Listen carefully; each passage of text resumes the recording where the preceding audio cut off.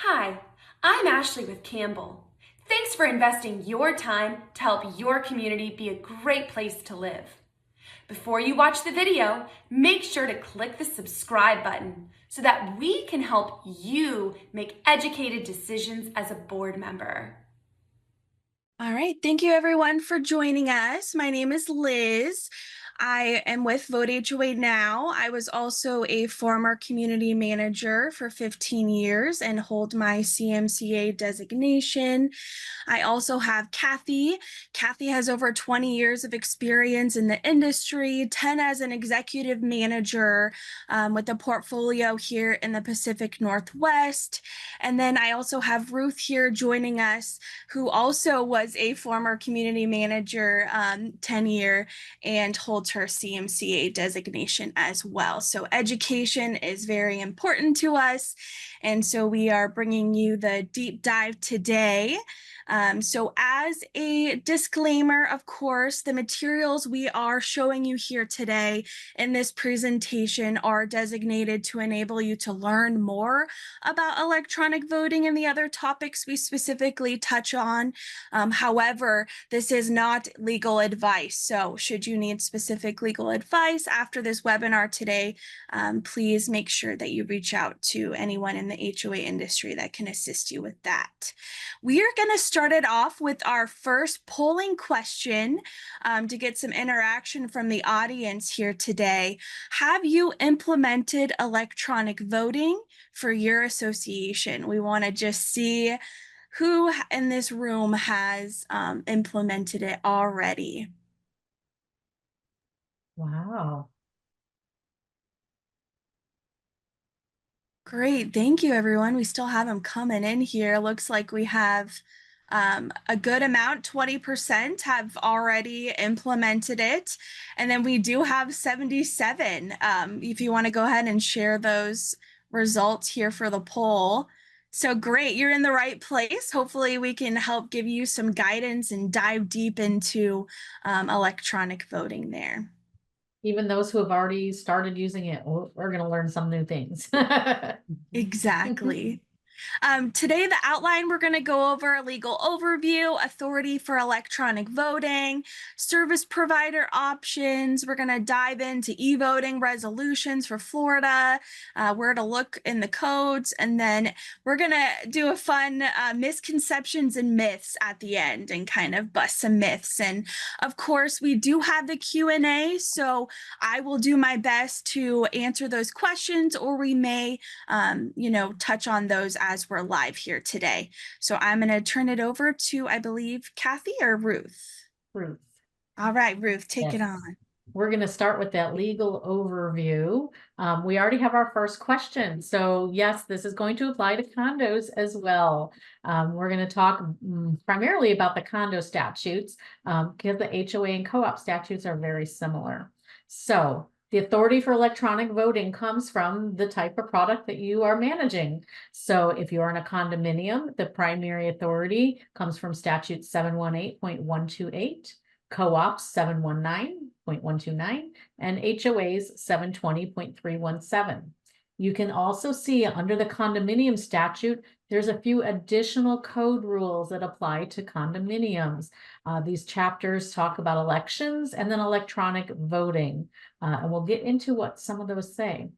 Other statutes for you to consider, regardless of the type of product you're in, is some general statutes typically fall in the Nonprofit Corporation Act, and these may be about the notice of the meeting or election or vote, and then an owner date of record. So don't just stick to your specific statute if you're in a condo or a co-op. Also look to the Nonprofit Corporation Act. And, as you transition from managing one product to another, it's good to be familiar with them. The Condominium Act statute did change recently. The HOA statute did not, but we'll discuss it because we're hoping that the HOA statute will change similar to the condo one did. So what is in each of these statutes is the next question, right?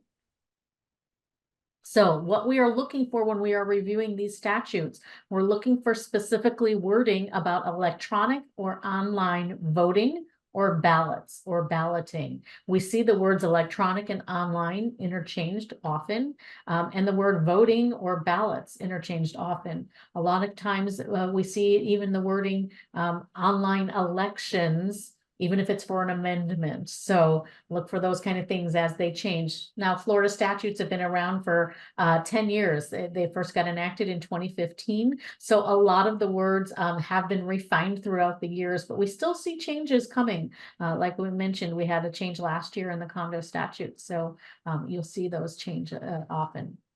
Also look for that electronic notice. Keep in mind, notice is different from the vote, two separate things usually referred to in your statutes. Some other language that we find most important when you're looking at your codes is the words that the ballots or any votes received from electronic voting count towards your meeting quorum. So if you're doing a director's election in conjunction with your annual meeting, as far as the statutes exist today, all of those electronic votes count towards that meeting quorum in advance. So really nice there. Language also to look for or look that is missing from the code is nowhere does it say that a proxy is needed with an electronic vote. So you don't have to have a proxy. This is one of the things that people find most confusing is they still think they need a proxy or a directive proxy to achieve quorum for their meeting, and they do not. So no proxy in Florida needed with an electronic vote. And then again, something else to check to make sure it's there. Sometimes it's not, that your votes or your ballots count towards a reconvene if one is needed, if you haven't achieved that quorum. Now, nice thing is with the advent of electronic voting, most often you're going to achieve quorum, especially for your annual meetings, the first time you try. If you do need to do a reconvene for a special meeting for an amendment vote, be sure to check with your association's legal counsel to make sure you can just keep running that vote and reopen it rather than having to start fresh. So that's some language to look for. How does it fall out and look in your specific statutes? Okay, here's the condo statute that I mentioned, 718.128. The association may conduct elections and other unit owner votes. So that means membership votes of other nature, special meetings, assessments, amendments, things like that, through an internet-based online voting system. So here we go. They're using internet-based online voting system. Some in the past had said electronic voting system. So, but again, electronically or in writing, if an owner consents electronically or in writing to vote online, and the following requirements are met. Now, something to note in the middle of this sentence, if a unit owner consents electronically or in writing, this is where it varies. This is the condo statute. The HOA statute has a variation here. The condo statute added in the words electronically or in writing. The HOA statute still says just in writing.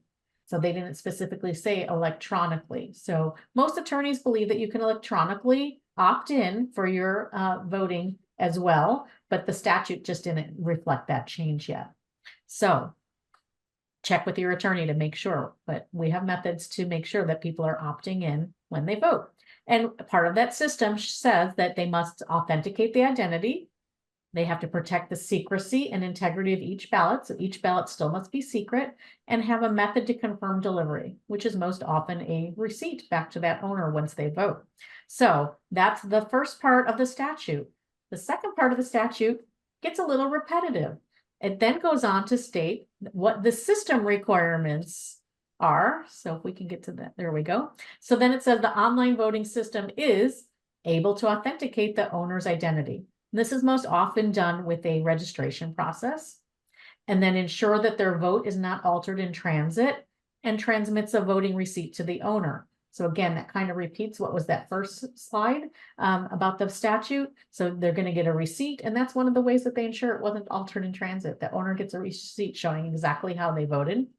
Then the statute goes on to state that the system must separate any authentication or identifying information.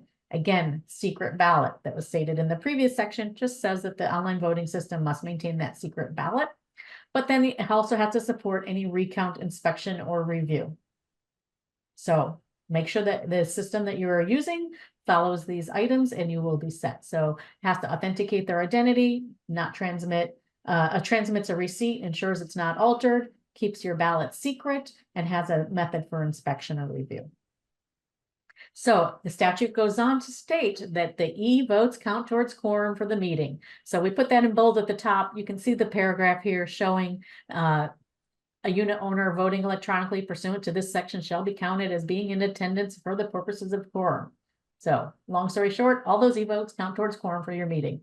That's key for us, right? We as managers, we love knowing that we have quorum going into a meeting, that we don't have to worry about door knocking, coming in, getting people to come and attend in person, or these cases in Zoom, getting them to show up. No matter you got your quorum from those votes. If only 2 people then show up in person at the meeting, you can still have your meeting. All right, the statute does go on to state you must create a resolution. And the resolution must do the following: provide that unit owners receive the notice of the opportunity to vote. So you still have to send your notice. Must establish reasonable procedures and deadlines for them to consent in writing to online voting. So you have to give them an opportunity to consent to it. So you have to give them that time. And again, that's going to go back to the notice, which is the next section, a written notice of a meeting at which the resolution will be mailed. So once you have your resolution in place, you still have to follow your procedures for getting that resolution get sent out to the association members. So you have to have your meeting, you have to have notice of that meeting where you're going to adopt that resolution, and then you have to transmit it. So mail, delivered, or electronically transmit that resolution at least 14 days before your coming up meeting to approve that resolution. And of course, once your resolution is approved, you send it out to all your owners, saying that you have added an additional method for voting. Creating an electronic voting resolution doesn't mean that you are getting rid of other opportunities and other options for members to vote. They can still vote in person if you're having an in-person meeting. They can still vote by asking for a paper directed proxy, that kind of thing, so that the association can have multiple methods. Now, one thing to note, typically, this is something new that changed in the law for the condos, is once you have established an electronic voting platform as a method for accepting votes, you cannot take that away from your members. So no going back and just going to all paper. So once you've adopted a resolution and you've enacted electronic voting, keep that in mind. You can switch providers and things like that if you feel necessary. You might have started with a provider that didn't have all the options you wanted for your e-voting. And so then you switch to a more robust full service provider or something like that, but you still have to offer that level. You can't take it away. Now, Ruth, we do have a couple questions and comments here about the new law that recently passed in July. Yes. We do have someone, Nicole, saying about the ability to now email ballots, and we may touch on this a little more. Is your company going to change some things so using online voting is more appealing? So that was a question. I'll take a little bit of that one, and then Sure. Ruth can add in, because I looked at this very closely. And in order for an owner to email in a ballot, there are steps that they have to take beforehand. They have to agree that their vote is not secret. So that ballot they're submitting is not secret. There's no way to provide that level of security with an emailed in ballot. So managers, board members, this is going to be a process outside of the electronic voting system that you're using, and you're going to have to include it into your resolution or rules. If you have an owner that does not want to vote electronically, that wants to email in their ballot, there are things they have to surrender, which is some of their privacy. So those are things to look at very closely. I wouldn't be trying to put together a paragraph myself. I'd certainly consult with my legal representative if you are going to offer that option, which we think you're going to have to. However, I think people are really like embracing their secrecy ability. And so probably not going to be used very often, but certainly another option if it's easier for that owner to email those ballots. So look at that really closely. I hope that helps answer your question. Yes, exactly. We have been finding that people don't want to give up that secrecy and don't want to, lose that ability to be totally anonymous in their voting. They do get a little worried by sending an email back of either a screen copy of a paper ballot or I vote for so-and-so, that could get out, and people could potentially retaliate. So having, letting them know, like Cathi mentioned, they have to be aware of the consequences of that their vote is no longer secret, whereas everyone else's would be. Mhm. And if there was an owner who asked to view the voting information or look at the ballots, those ballots are going to be presented as received. And so it's a lot to think about. So make sure that you're putting the correct language in your resolution for that. And like I said, again, it's a step outside of the electronic voting. So we're not going to change our process. We're still following the secrecy requirement for the Florida state statutes. And that would be an option outside of that. Right, that would be the association's responsibility to accept a paper ballot, just like they would accept a paper ballot, they would accept an email ballot, and what their process would be for that. And I'd wait until I got a request to even consider that. You have to have the time to think about those requests. So you might start consulting right now so you're prepared for someone asking that So question. talking about the new law, the 14-day notice requirement per Marty here for e-voting resolution is gone under the new legislation. Excellent. I didn't even read that part then. That probably was one of the July 1. Yes, I believe that was just effective. So Oh, that's great news. Great. Yes, I was out of the country. Sorry. All right. So, Okay, good questions. Thank yes, you. We'll yes. touch on those as we see them. We appreciate it. Yes. So some of this now has changed. So the condo admin rule, that's what we were just told, that the some of that has changed, but there are still a lot of things still in place. So that was just about the notice for the resolution meeting. So under the condo admin rule, and again, this doesn't apply to the HOAs, this is just for condos, that there are some specifications that you need to still follow. And these are stated as such: minimum of 14 days voting. So if you're in a condo and your meeting is 7 days away, you can't do the electronic voting at this point. We have seen some of them do that.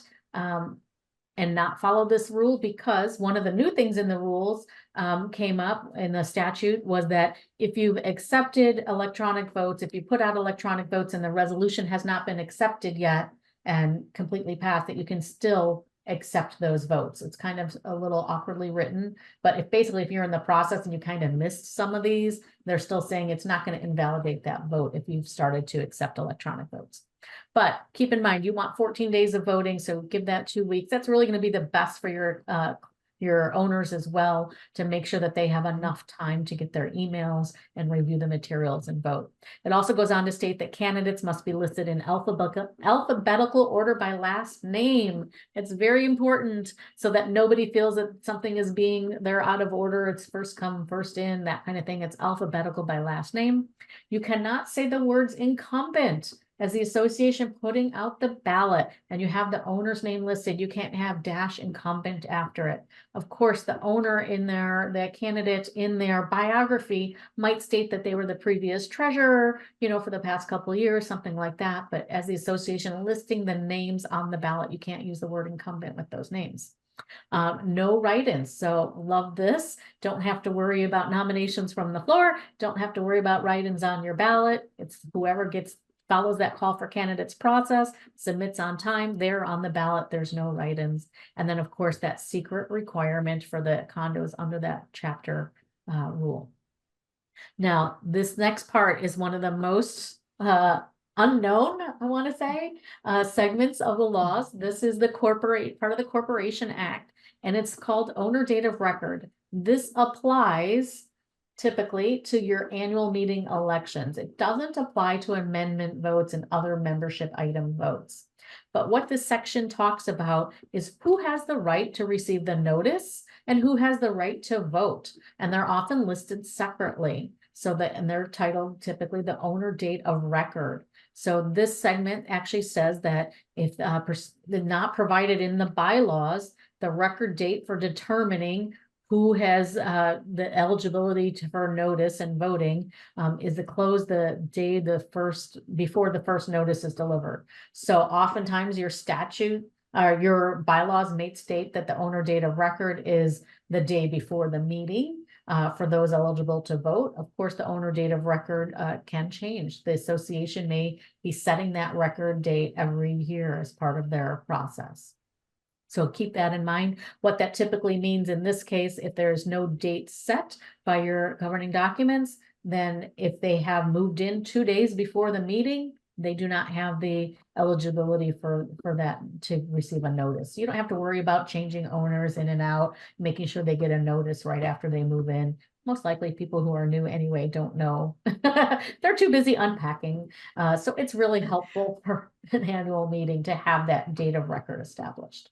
Again, for amendment Yeah. votes, it typically doesn't apply. You are gonna change owners in and out through your, if you have a 3-month-long amendment vote going on. So you'll have to make sure when somebody moves in, that that person gets notified that there's a vote and that they get the invitation to vote. Kathy, anything else on there that you were thinking? Maybe we should break and no, we just got some good questions out there. I feel like maybe we should take a sec and look at those. Okay.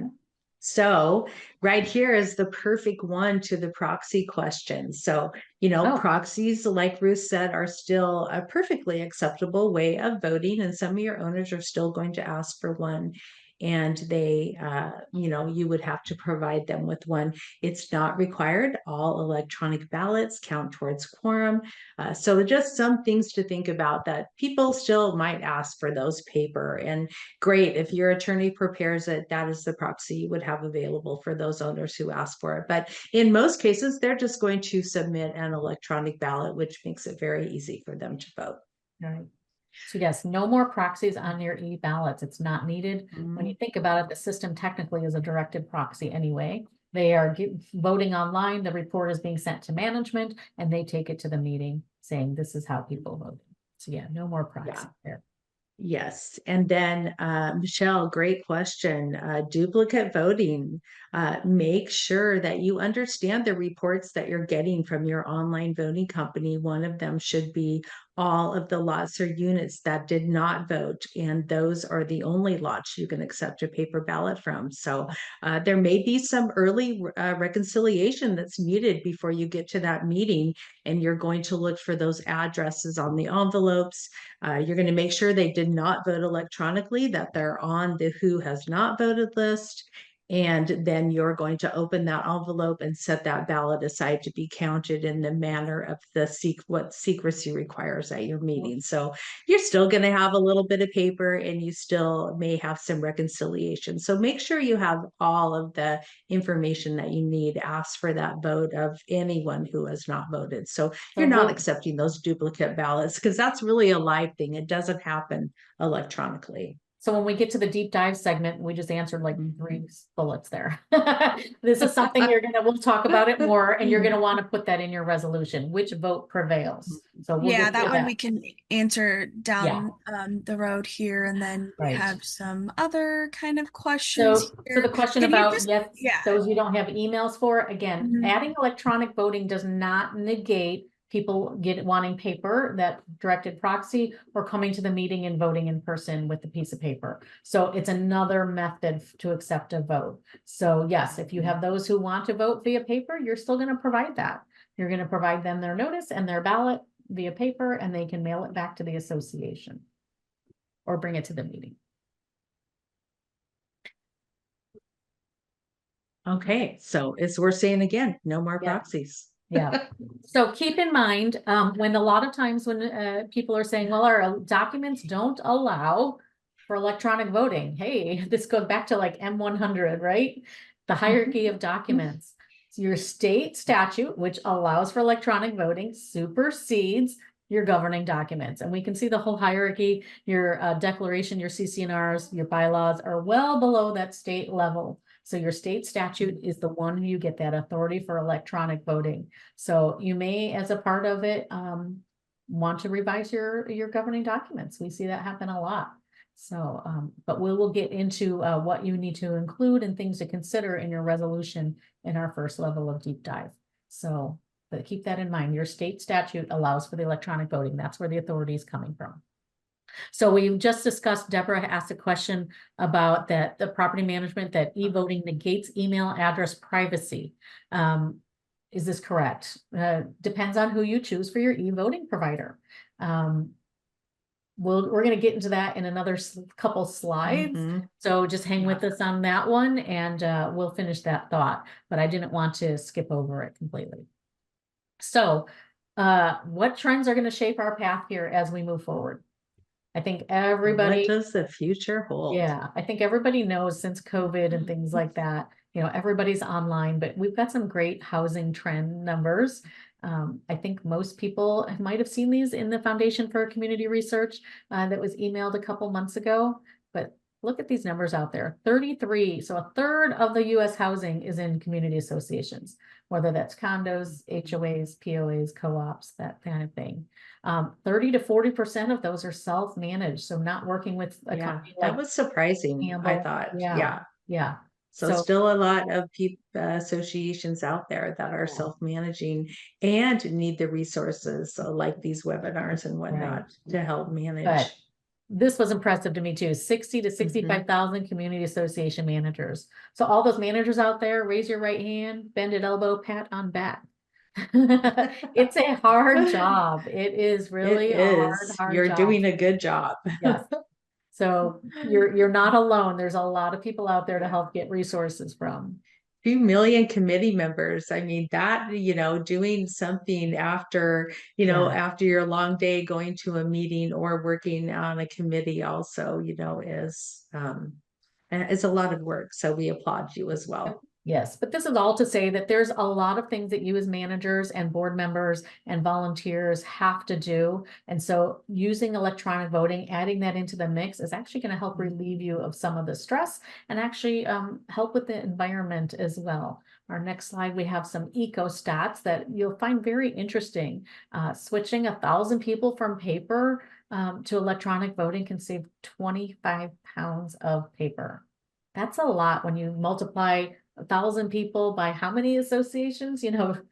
Wow, a third of the country and growing. And every manager, portfolio managers have multiple communities. So as they switch, it's just where the country is going, where everyone is going in the future, just online.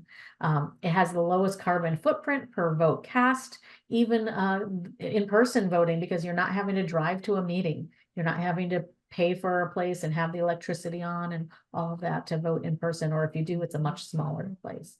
So it does have that lower environmental impact, but then increases participation without increasing any environmental. So it's really nice that e-voting is there. So we always love to say that the future is here. It is online. We have some great statistics from Pew Research. 96% of American adults age 18 and up are online. And we can see that grew from 93% in 2021. COVID was a real boost there of getting some older adults online. And we always talk about that older age group. People are really concerned, but we can see ages 80 and up, 44% using the internet. And we have lots of great stats from associations they call themselves like a 75 plus with great response rate of people going online. That age group, they have the time, they want to be involved, they read everything. If they get email, if you're using the right provider and with clear instructions, they can click through that ballot and make their selections and vote. And they feel really confident doing that. So, and we can see that. And we hear a lot of fun stories yeah. about voting in communities anyway. If you have a clubhouse, maybe where you can set up a voting night or allow some of those seniors to make appointments to come in and use a device. And, it's fun. They want to be part of something new and they want to vote electronically is what we think. But as we know, the millennials, the Gen Y, they are now the nation's largest living generation, 72 million people. So for the most part, most of your association is going to have that generation in there, and they do everything online. They have their phones with them in their back pockets all the time. That's their go-to. And then of course the Gen Z, they're now making up 4%. These are the youngsters. They're like 18, 20-year-olds, 28-year-olds. They're buying their first homes. They grew up with the phone as their pacifier, right? When, parents just gave them videos to watch on the phones. It's, 3 inches from their face. We want them to move it back. But yeah, so that's a lot of people who are moving into our associations. So you got to keep that in mind. They don't like paper. That's too slow, archaic. So Cathi, with all of that, let's talk about some of the service provider choices. Let's do. Okay, so we've gone through all of the state statutes. We've talked about the resolution, how important it is to include that information. Now we're at the point where, gosh, we're looking at these service levels. And, there are three popular ones out there. The first one, of course, is that full service provider. This is the one that's going to be the highest security level for your community, your owners, everyone who's voting. It's going to free up the manager to do what they do best. I was always an expert manager. I would not have been a good electronic voting person. I could not have administered a vote. I didn't have the skills or abilities. I didn't grow up, with the phone as my pacifier or anything. So I'm always looking to a professional to help me with those things. So we're going to free up the manager to work on other projects, let the professionals do what they do best. That's why you're seeing so many online voting companies out there. And that full service really does provide that third party separation. It's going to keep the managers, the board member, the committee members out of the mix. They're not really going to see what the results are until they're announced. And, especially in Florida with elections, with the secrecy requirement, there's still, committee members don't go away. There still is a big job for them to do. And that could be handling those paper requests and handling those paper ballots at the meeting. Now, some of the other options out there, and don't be fooled, they are a self-service portal or your management company software.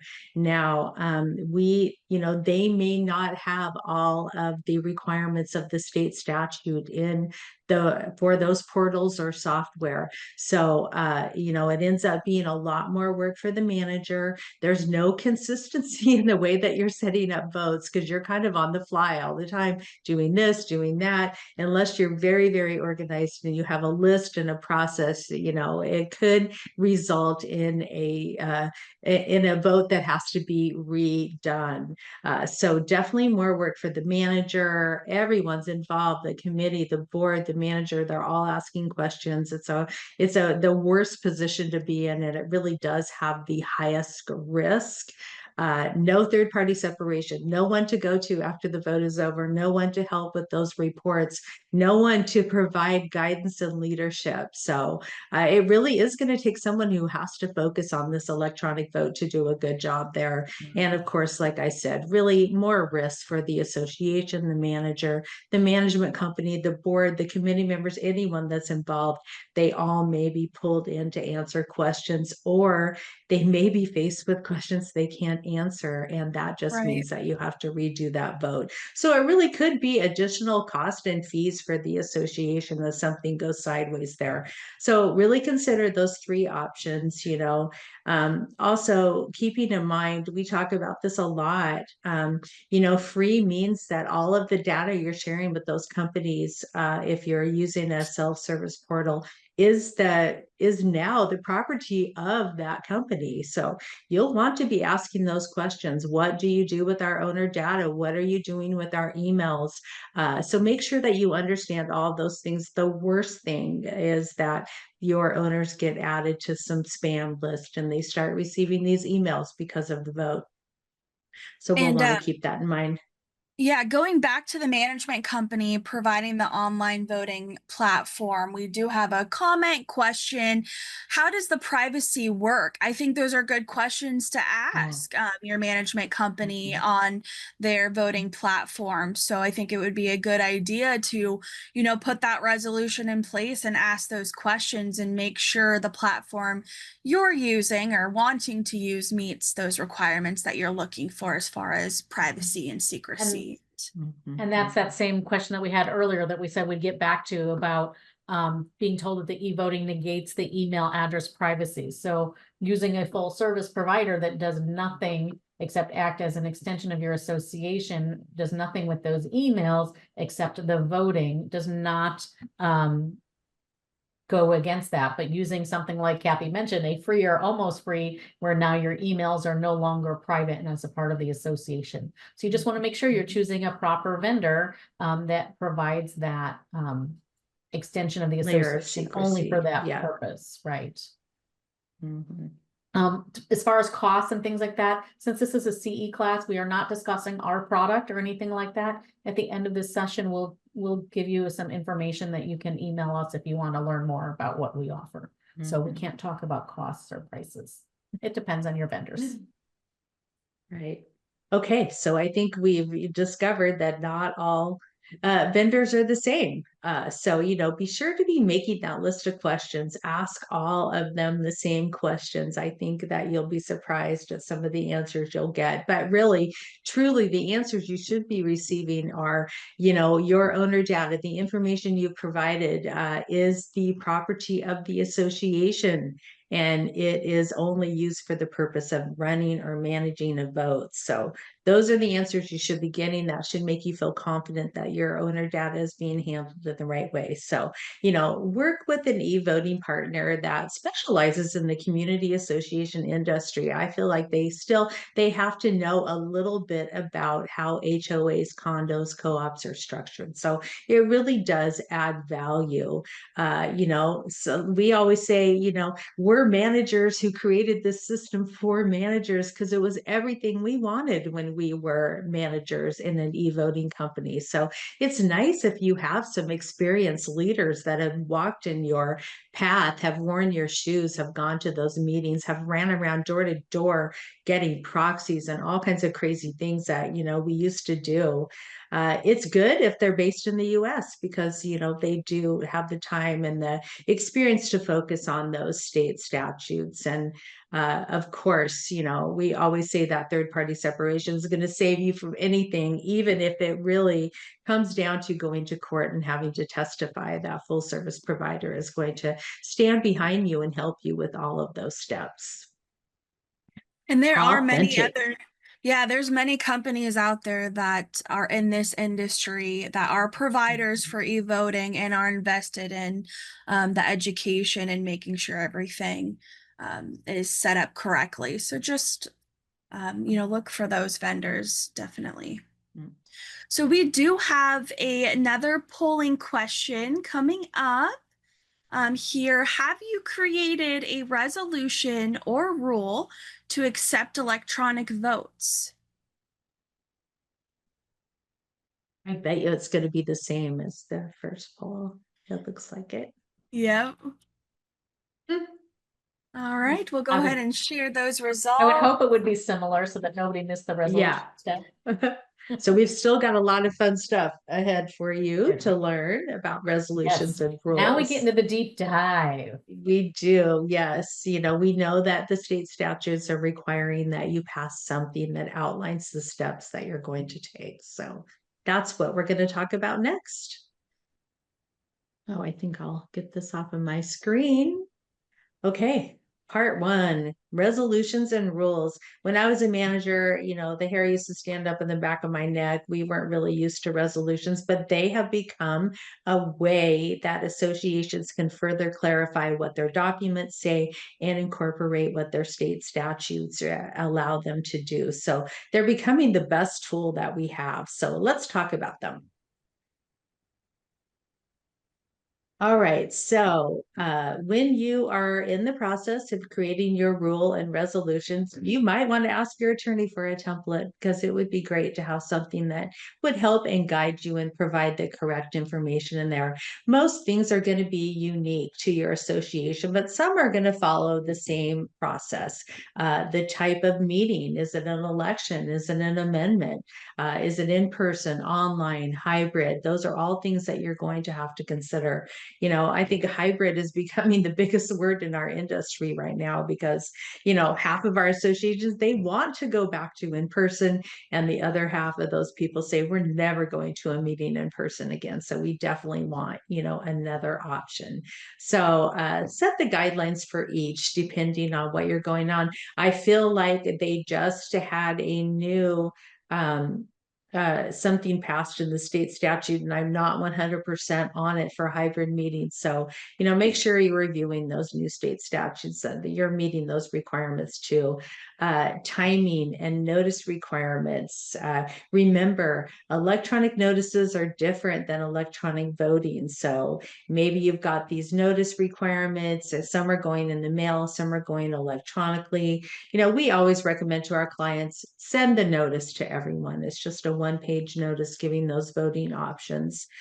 So make sure that you're getting it out there within the appropriate number of days. And then the call for candidates period is becoming the most popular event, really. That is, hey, save the date. In 60 days, we're having our annual meeting and we are accepting nominations or call for candidate forms up until this date. So if you're interested, please complete the form or the information required and send it back in. So you'll want to outline, what that process is going to be so that your owners will know that there's always going to be a good, fair, lengthy call for candidates so everyone can submit their paperwork. And then, of course, however you're going to have them submit, maybe it's a paragraph, 100 words or 200 words, maybe it's a form that your community is filling out. And these resolutions are guidelines for that upcoming meeting as you're thinking of things. We always say these resolutions should be reviewed each and every year. So who should be involved in the setup? And right now we're talking about, a little bit of setting up the vote itself. The manager is typically the person that we work with. Occasionally we do have, there are some self-managed associations out there. We've seen it in the polls. And, they should ask how that company is going to protect them from seeing any sensitive or confidential information, because they certainly don't want to be in that position. So, in our end, we protect our board members from seeing any information, and that should be the answer that you're getting. Manager or an admin staff at the management company, of course, is recommended. They are a neutral party. Everyone thinks they want to, rig the election rules or whatever, but they don't. In most cases, they don't have time to watch and manage, anything. So they really are a neutral party with no ownership in the association. They're able to answer questions, about the electronic voting, about the ballot, about the choices, the timelines, those types of things. They really are the best person to do that. They're able to provide all of the information to whichever company you select, and it could be all of the owner data and the ballot and vote information and what options they would like to see on that ballot or vote that they're running right then. So be sure and separate those membership votes, elections. That person is also going to provide approvals, everything that they see, everything that's going out to those owners, the invitations to vote, the emails, the ballot, everything all the way through. They're going to have to look at that. We always say we love having a second or a third set of eyes on everything because we are human here. And, sometimes grammatical errors and different things, get overlooked because you just get to reading. You think you know what you're reading, and it's nice to have someone else look at it. And then, of course, that person's going to be the most important person on election results day. They are going to receive that full final report, and they're going to take it to the meeting with them. At the meeting, that any paper ballot secrecy processes that you have at the meeting are going to be added to those electronic totals. So don't forget those little steps in there that you might need to identify, so everyone knows exactly what to expect when they get to that annual meeting, whether they're going in person or whether they're going virtually. And if you're going to open those ballots and count them before you get to a virtual meeting, make sure that's included too, and that you're explaining how you're going to do that. And there is a due date for those paper ballots to arrive there in the office. So, these seem silly, but what is the quorum needed for the annual meeting and the membership? It's funny, you could have 2 or 3 different quorums that are required for each positions. What are the terms? What are the lengths? Those types of things are really important for those people who are maybe going to nominate themselves or send in the candidate form. They'll want to know how long their commitment is. This owner date of record again, who can vote in this election, who can vote in a membership vote, which, is an amendment or document or any kind of membership vote. Is there a paper mailing needed? Sometimes you are going to have owners request those paper proxies, paper ballots. It's great to just send to those people who are requesting those, and you provide options in your notice so that you know exactly what they're expecting from you. We'll get better at this. It's kind of new when we're separating all these things out and we have other options. But, you know, like I said, if something doesn't work, be willing to adjust your resolution and send it back out again so you can incorporate some of those things that, you know, failed or some things that were really successful. And as for those paper notices, maybe even include in your resolution or in your rules that we're going to include the question on our ballots. Do you opt in for electronic notices to help your future reduction in that paper process? Mm-hmm. Yeah. Make that to 2,000 trees and 50 pounds of paper saved, Exactly. right? Exactly. So now we get to Be that sure question. to let Yeah, be sure to let them know what you're going to do if they vote electronically and they send in a paper ballot. You know, in most cases, the electronic vote is going to prevail. Any paper received, the whoever is doing that reconciliation is going to have a list of lots or units who have not voted, and if they submitted a ballot and an electronic ballot, that ballot would be set aside as already voted. So there's, you know, different things, but it's nice to let them know, you know, we prefer that you only use one method, but understanding there may be owners that will do everything that you want them to do. If you provide those pieces of paper to them, they may fill them all out and send them back in.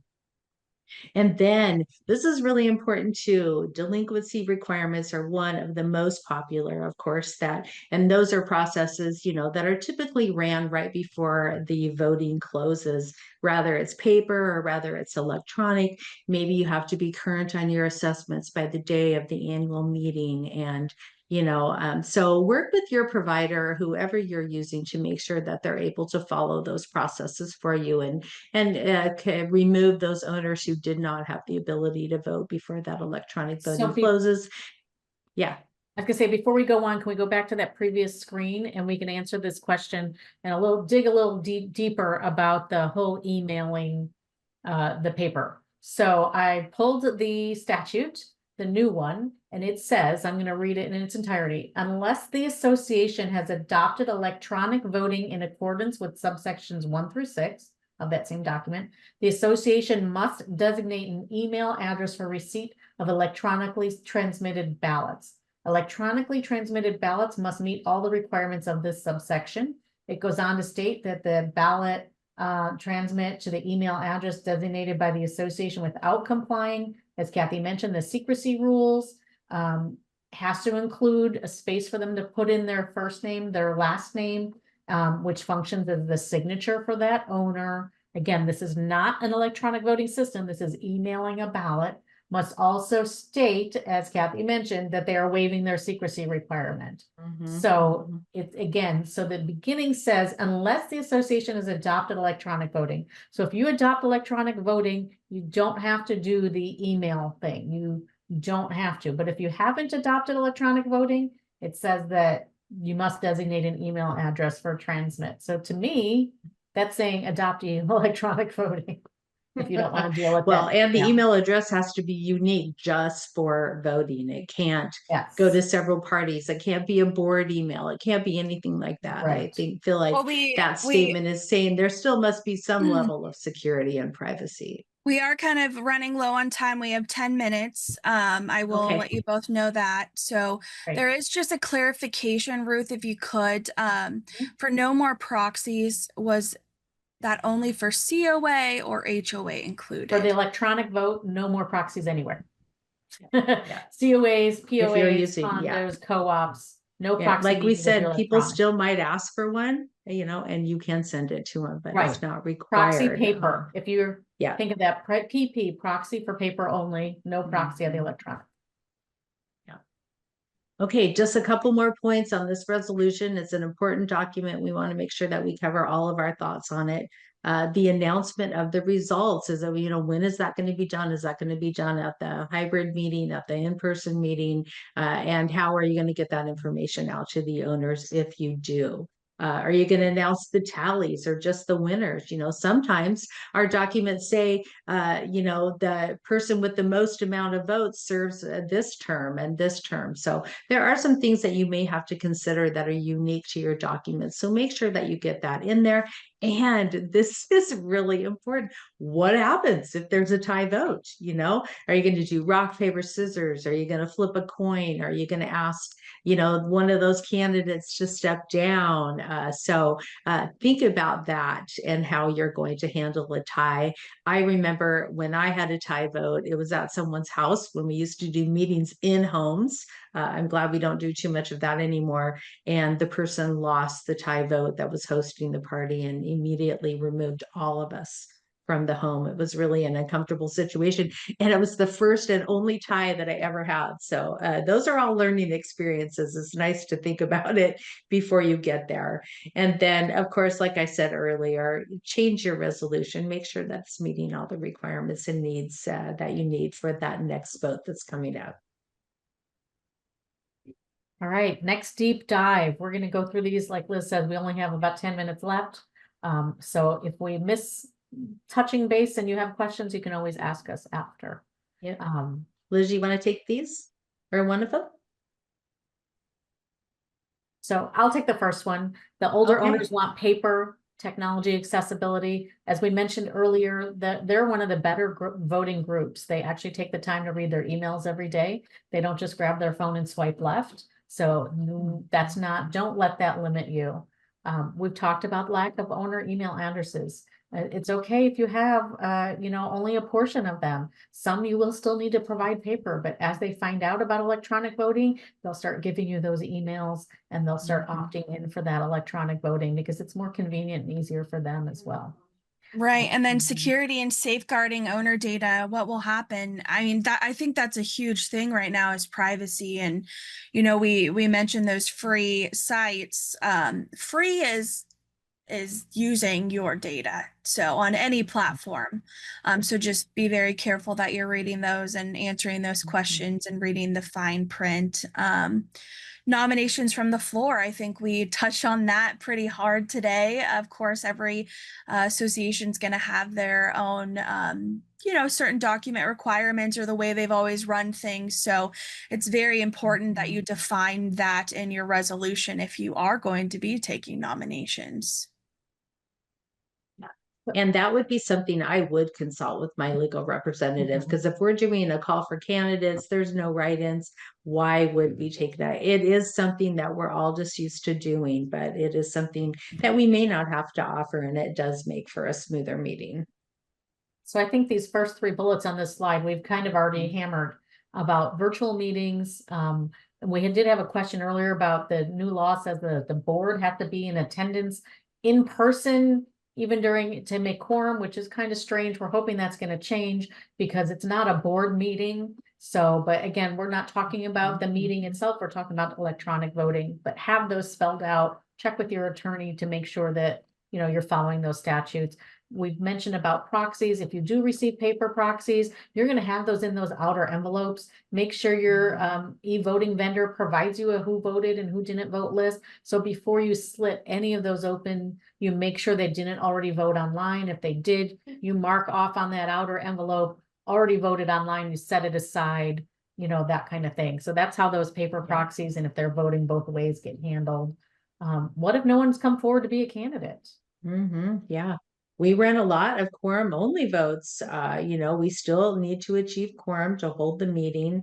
And in that case, it may be a situation where, you are going to have to kind of waive your requirement. We're taking all nominations. We're taking all write-ins. We'll continue to look at good qualified candidates to serve on the board. I think it doesn't happen very often, but we have had a few votes where we've ran a quorum only vote. And we never said today, don't forget your meeting minutes and everything else that goes on your election ballot too. All of those things, of course, can be voted on electronically, even if you don't have any candidates. All right, we got 4 minutes. Okay. All right, signature, we already discussed. We need a signature. Make sure your e-voting process has an electronic signature part included. So that covers that. Percentages and par values, same thing. Make sure your e-voting provider, if you do have percentages or par values, that they can handle that. Most systems and they're calculating them for you. Yes. And then we talked about costs earlier, that we can't provide specific costs, but keep in mind additional costs of voting without e-voting is the price of reconvenes, the price of mailers, notice, envelopes, that extra time door knocking, all that comes at a cost to the association.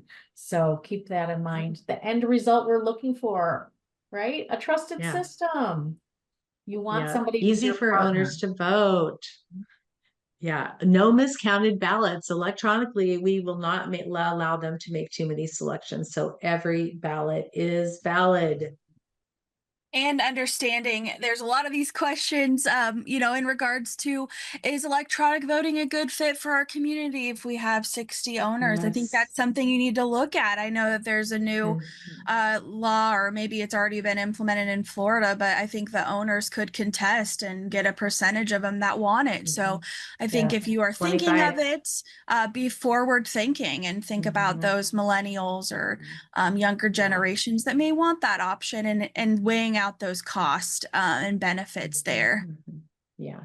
And if it is going to increase participation and be a benefit to the board and the community, those are things that you should look at all the time. So I would say yes, no matter what the community size is. And reduce the legal liability by not having that duly elected board, right? That's one of our items there. Having that duly elected board members with the normal rotation of terms is great, because your insurance wants that. So the cost of not reaching quorum and using electronic voting to reach that quorum really outweighs that cost. And And really important. frames. Go ahead. Oh, I was just going to say, really important in Florida, board members are responsible for everything. They have a higher level of responsibility than any other state with all the inspection requirements and everything. Gosh, don't mess around and try and manage something, that, you're not familiar with. So, I would always say get a professional vendor. For any questions about that new statute that's come up and the changes, please consult with your association's attorney. Yes. Again, yes. it was just enacted, so we're not the legal counsel. We're just giving you some things to think about, some things as we interpret, that kind of thing. And time frame for setting up the vote, start now. Yeah. Start researching, when your annual election is every year, when your time frame is that for your state statutes. Look at that hierarchy of documents, start making those rules, asking your owners, start now. For everyone thinking that my association might be too small, just from a personal standpoint, from our company, our smallest association was 12 units. So people were not on-site owners. They traveled a lot. It was a way for people to participate. And, in Florida, you're like me. Here in Arizona, we have lots of winter visitors who only come for half the year, that kind of thing. So it is a way to definitely increase that participation. And we do have another course that is DBPR accredited. This is our part 2. So I know a lot of these questions we actually answer in our part 1. So hopefully we can roll that out again with Campbell and share that with all of you. Thanks for watching. For more great educational content, click the subscribe button now.